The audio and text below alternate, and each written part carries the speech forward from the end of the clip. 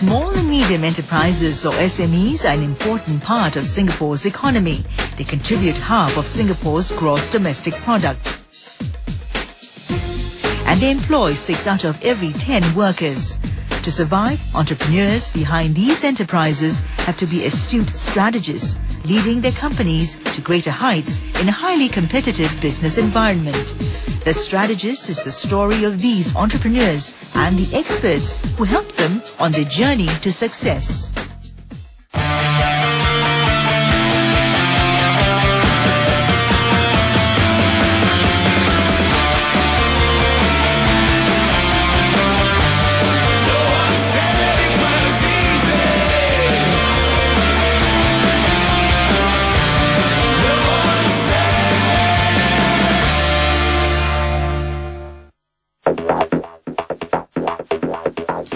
With one of the highest population density in the world, Singapore is hard-pressed for space.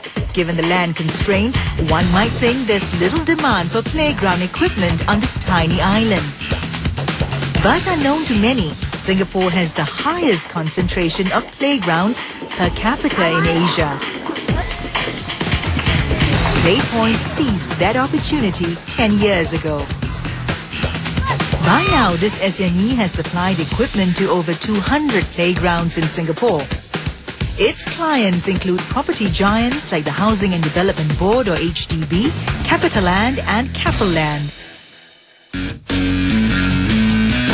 Jason Sim is the founder of Playpoint. Wayne Chua and Charles Tay are his business partners. Together, they hope to be the leading regional playground supplier in Asia. So far, they've set foot only in Vietnam, the Philippines and Malaysia.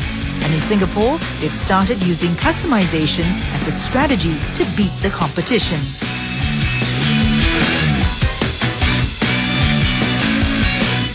People are sick and tired of the imported playgrounds that's recycled for every project.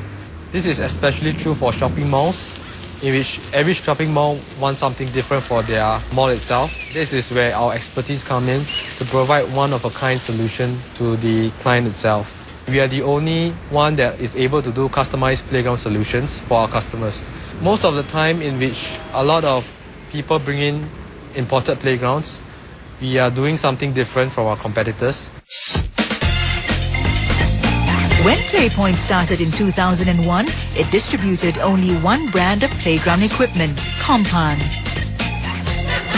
This Danish brand gave Playpoint the exclusive rights to sell in Singapore, Vietnam, Malaysia and the Philippines. Right from the start, Jason wanted Playpoint to adopt a unique marketing approach, and Compan fitted into the plan. We started selling playground equipment that is mid to high-end. That's our strategy, because we do not sell the low-end playground equipment. First of all, due to its quality, and it's not durable at all. We are holding the Compan agency, which is from Europe, and are more designer-like than the generic playgrounds that you see in most public areas. Although Compan's designs are refreshingly different from those imported from the United States, it took a while for property developers here to warm up to the new concept of play. But Playpoint eventually got their big break when they were commissioned to build a playground at this public housing estate in central Singapore.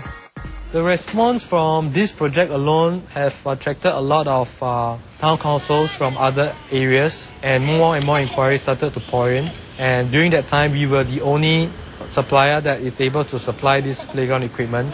So it actually got a boost for our business itself. And this is how we started out from there. It was a good start for Playpoint. Winning HDB as a client had paved the way for Playpoint to clinch more projects, since public estates are required to renew their playgrounds every 5 years. What we see is that the playground industry have a lot of opportunities. Yeah, it's just that a lot of people are not into this business, that their perception of playground is that once you build 1,000 playgrounds, that's it.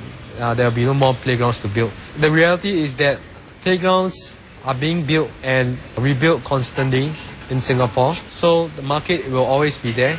If it's not there, we will not be around for 10 years already. What kept Playpoint going strong is the changing landscape of playground business. As Singaporeans grow more sophisticated in their lifestyle choices, well-designed quality playgrounds became increasingly sought after. Soon, Playpoint expanded its product range to meet the changing demands of public parks, shopping malls and residential estates. Italian outdoor furniture Metelco and Apex Water Toys from Canada are among the 4 brands Playpoint added on to its bread and butter line, Compan. Today, playgrounds are no longer just a functional space. They are expected to be aesthetically appealing, especially in high-end condominiums. When typical imported playgrounds don't cut it for this important target market, Playpoint will use its expertise to offer customized solutions. We work with designers, and we mix and match the standard playground equipment with some of the designs that we have and provide a proposal to our customers. So it will be something seamless in which playground and landscaping merge together.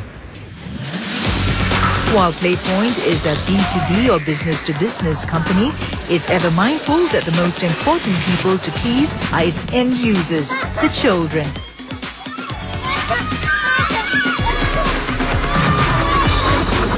The Nielsen Global Online Survey done across 52 countries in 2009 reported that Singapore has one of the highest number of entertainment technology owners and consumers globally.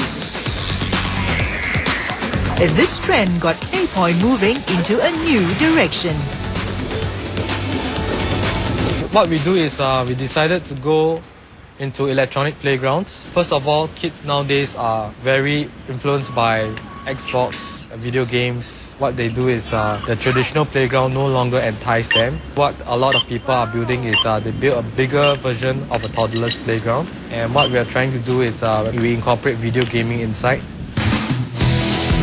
While Playpoint has managed to keep pace with changing market trends, it has yet to widen its geographical boundaries beyond neighboring countries.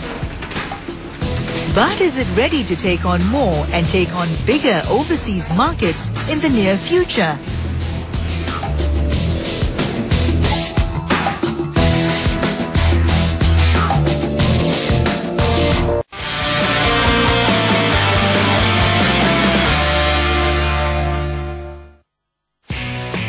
Having property developers as its main customers means the playground industry is much exposed to the ups and downs of the real estate market.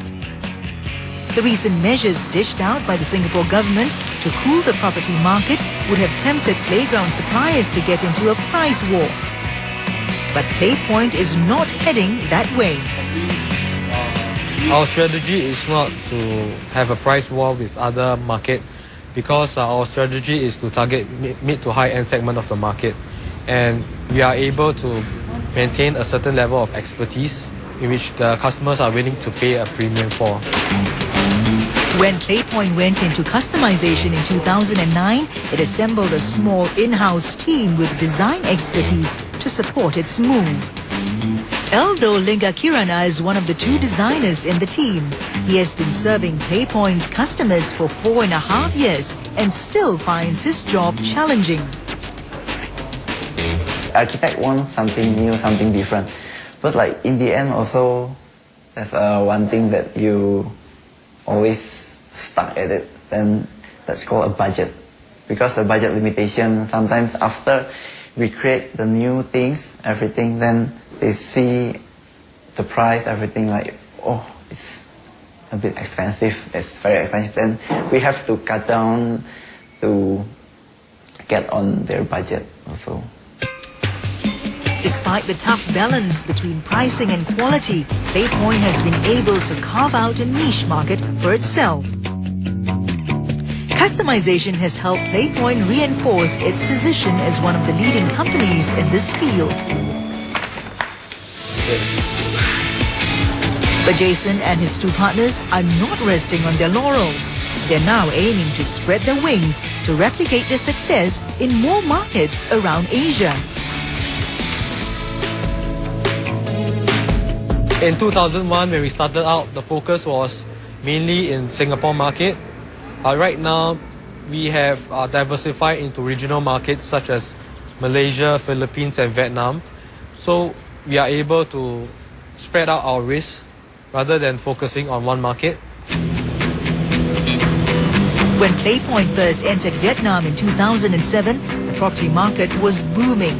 The company had a good head start serving Singapore developers like CapitaLand and Capeland who have projects there. 4 years later, the situation in Vietnam became less rosy. The country's soaring inflation hit almost 20% in November 2011. Property sales in Ho Chi Minh City fell by half and interest rates soared by 20%. Vietnam's gloomy real estate sector is likely to